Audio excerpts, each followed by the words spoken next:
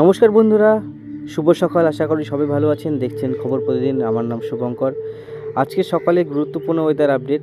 আকাশ এখনও পর্যন্ত পরিষ্কার, আর বৃষ্টিপাতের সম্ভাবনা বলতে গেলে উপরে যে পাহাড়িবর্তী এলাকাগুলো আছে সেখানে একটু বৃষ্টিপাত আর স্নোফলের চান্সেস আছে।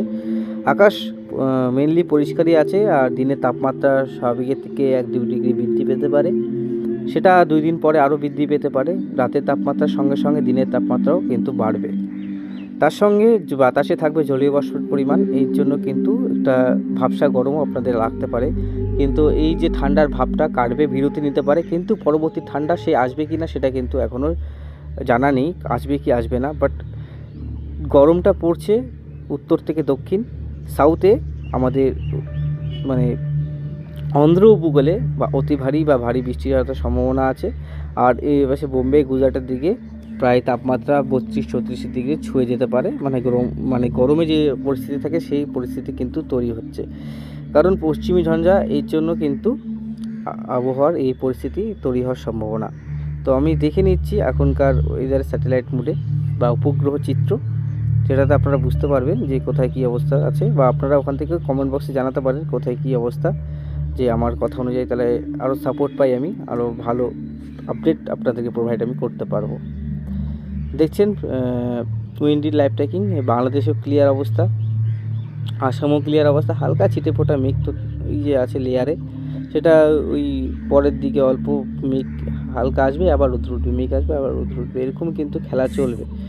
তো আস্তে আস্তে কিন্তু আমাদের ওয়েদারের যে তাপমাত্রা, সেই টেম্পারেচার সেটা কিন্তু বৃদ্ধি পাচ্ছে। আর এইখানটা কিন্তু এই জায়গাটায় একটা অ্যাক্টিভিটি দেখা যাচ্ছে, সেটার জন্য কিন্তু প্রচুর পরিমাণে সমুদ্রের জল গরম হচ্ছে। এখানে একটা ঘূর্ণিঝড় আসারও চান্সেস আছে, সেটা হচ্ছে রিমাল। সেটা আমি প্রতিদিন আপনাদেরকে জানাচ্ছি আর আপডেট দিচ্ছি। তো আমি জানি না কি আপডেট দিচ্ছে না দিচ্ছে, বাট আমি আপডেট দিচ্ছি কারণ সতর্ক থাকাটা ভালো। তো এখানে যে চান্সেস আছে সেটা কিন্তু একবারে উড়িয়ে দেওয়া যাচ্ছে না। এখানে কিন্তু দেখাচ্ছে কিছু না কিছু একটা ঘূর্ণাবর্ত বা ঘূর্ণিঝড়ে আসার সম্ভাবনা আছে, সেটা কিন্তু সিধা আমাদের এইদিকে এই বরাবর যে একদম কলকাতার বরাবর আসতে পারে, বা বিশাখাপত্তনম, ভুবনেশ্বর, বা ডাইরেক্ট বাংলাদেশের উপরে বা মায়ানমার যাওয়ার সম্ভাবনা আছে।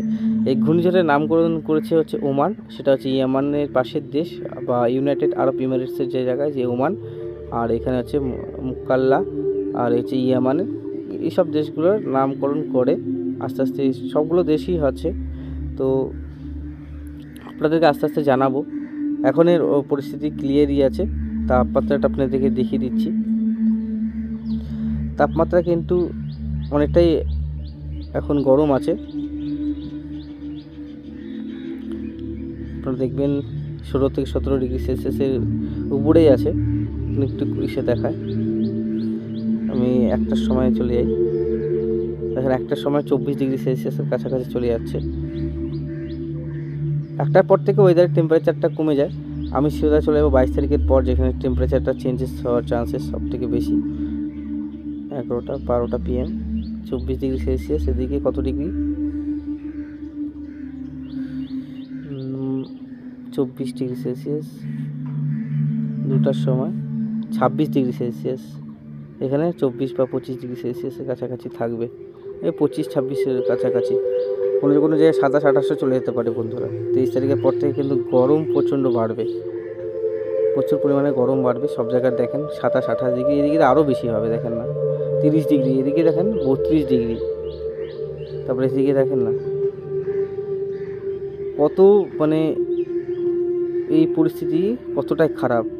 37 ডিগ্রি সেলসিয়াস, 34-35 ডিগ্রি উপরে, 36-37 ডিগ্রি অবস্থা এই ঠান্ডার মরশুমে। ভাবা যায়? যাই হোক, ঠান্ডার যে আমেজটা সেটা পুরোটাই বিঘ্ন ঘটবে এখন। টেম্পারেচার দিনেরটাও বাড়ছে, রাতেরটাও বাড়ছে। অস্বাভাবিক বাড়বে না, বাড়বে, আস্তে আস্তে বাড়বে। ফট করে যে বাড়বে সেটারকম না, আপনারা বুঝতে পারবেন। আর দিনের যে তাপমাত্রা সেটা কিন্তু গায়ে লাগবে প্রচুর। সেই ঠান্ডাটা ভাবটা চলে যাবে, লেপ কম্বল আর কোনো কিছু গায়ে দাস সেটা উড়ে যাবে এখন। আর ঠান্ডাটা কিন্তু আমেজটাই, পুরো বড়দিনটাই আমেজটাই নষ্ট হয়ে যাচ্ছে। কত সুন্দর কুয়াশা পড়ছিল, ঠান্ডা পড়ছিল, সব মন টন মেজাজও ভালো ছিল, সব কিছু বিঘ্ন ঘটবে, বিরতি। আমি আপনাদেরকে পশ্চিমী ঝঞ্ঝাটা দেখিয়ে দিচ্ছি। এই জন্য কিন্তু বৃষ্টিটা কোনো কোনো জায়গায় বৃষ্টি বা পশ্চিমী ঝঞ্ঝার জন্য, এই যে পশ্চিমী ঝঞ্ঝা, এই যে হালকা লেয়ারে মেঘটা দেখছেন, এটার জন্য হাওয়াটা ঢুকতে পারছে না, উত্তরি হাওয়ার জন্য। প্লাস একটা সাগরের সিস্টেম তৈরি হবে। এই 22 তারিখে মেঘলা আকাশ থাকবে নর্থ দিনাজপুরের দিকে, কলকাতার দিকে হালকা মেঘাচ্ছন্ন আকাশ। এইগুলোর জন্য হাওয়াটা এদিক দিয়ে আসে, হাওয়াটা কিন্তু এখানে ঘুরপাক খাচ্ছে। তারপরে এখানে বৃষ্টিপাতের সম্ভাবনা আছে।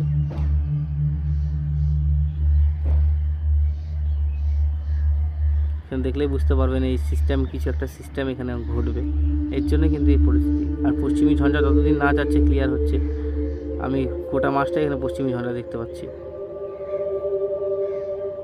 প্রায় 30 তারিখ নাগাদ ক্লিয়ার হতে পারে, তাও বলা যাচ্ছে না কি হয়। তো আমি আপনাদেরকে এই ঘূর্ণিঝড়ে যে এই পরিস্থিতিটা আপনি দেখিয়ে দিচ্ছি।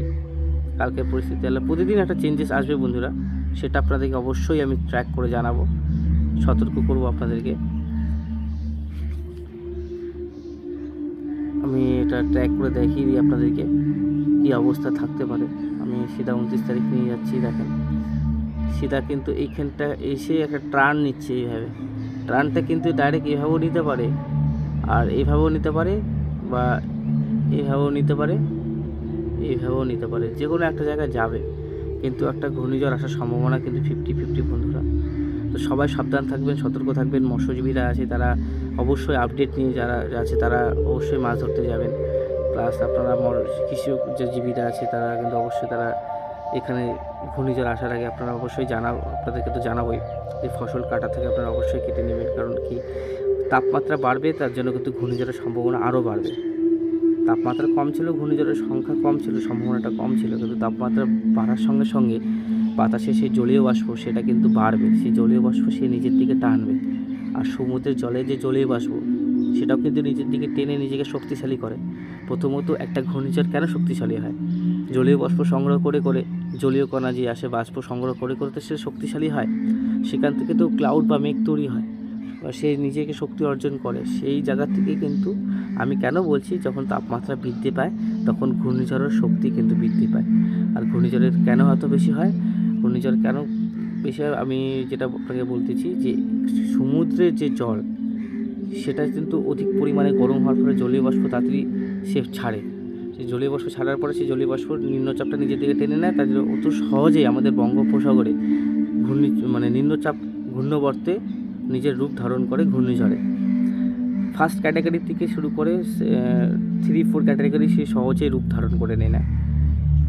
এর জন্য হচ্ছে সিভিয়ার সাইক্লোন থেকে এক্সট্রিমলি ভেরি সিভিয়ার সাইক্লোন হতে ওর বেশি সময় লাগে না আমাদের বঙ্গোপসাগরে। তো এটাই বলছি বন্ধুরা, সতর্ক থাকবেন, আপডেটগুলো দেখবেন, আর প্লিজ আমার চ্যানেলটাকে সাবস্ক্রাইব করবেন। যেটা আপনাদেরকে দেখালাম এক্সট্রিম মুডে আপনাদেরকে দেখিয়ে দিচ্ছি যে ঠান্ডাটা কোথায় একটু আমেজটা আপনারা পেতে পারেন। ঠান্ডার আমেজ প্রধানত মধ্য যে আমাদের ইন্ডিয়া আছে সেখানে বেশি থাকবে। 25 তারিখেও কিন্তু গরম থাকবে। এই দেখেন গরমটা আমাদের এই 25 তারিখে এখানে বেশি গরম থাকবে। 24 তারিখে বাংলাদেশের এই পাশটা বেশি গরম থাকবে। মানে উত্তরের জেলাগুলোতে কিন্তু গরমের দাপটটা বেশি থাকবে। আর বাংলাদেশের এই জায়গাগুলো কোথায় বলুন তো, কুমিল্লা, ময়মনসিংহ, সিলেট, ঠিক আছে, তারপরে হচ্ছে কলাই, রংপুর, এগুলো জায়গায় এক্সট্রিম গরম, যেগুলো এক্সট্রিম গরম পড়বে যেসব জায়গায়, সেগুলো কিন্তু আমি আপনাদেরকে বলে দিচ্ছি। কলকাতায় সেরকম এক্সট্রিম গরম পড়বে না, তাপমাত্রা বৃদ্ধি পাবে, কিন্তু ঠান্ডার একটু আমেজটা তাও থাকবে। কোল্ডটা মানে একদম নর্মাল। 25 তারিখ, 26 তারিখ আস্তে আস্তে নামছে গরমটা, দেখছেন 26 তারিখ থেকে। 21 তারিখে কোনো গরম নাই। 22 তারিখ থেকে চেঞ্জেস আসবে।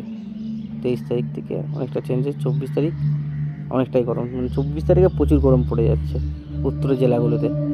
উত্তর দিনাজপুর, দক্ষিণ দিনাজপুর পুরো জুড়েই কিন্তু গরম থাকবে। তো বন্ধুরা, আজকের মতন এখানেই সমাপ্ত করছি, বেশি বড় করছি না ভিডিওটা। যেটা আপডেট ছিল, ঘূর্ণিঝড় 50-50 চান্স আছে।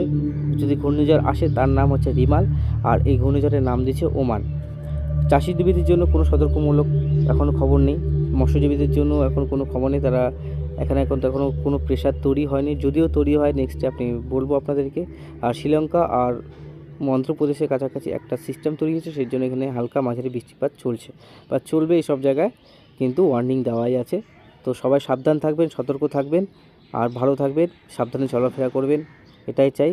ধন্যবাদ বন্ধুরা, আজকের মতন এখানে সমাপ্ত করছি। প্লিজ চ্যানেলটাকে সাবস্ক্রাইব করবেন, আর যেখান থেকে দেখছেন লাইক কমেন্টে অবশ্যই সাপোর্ট করবেন। ধন্যবাদ।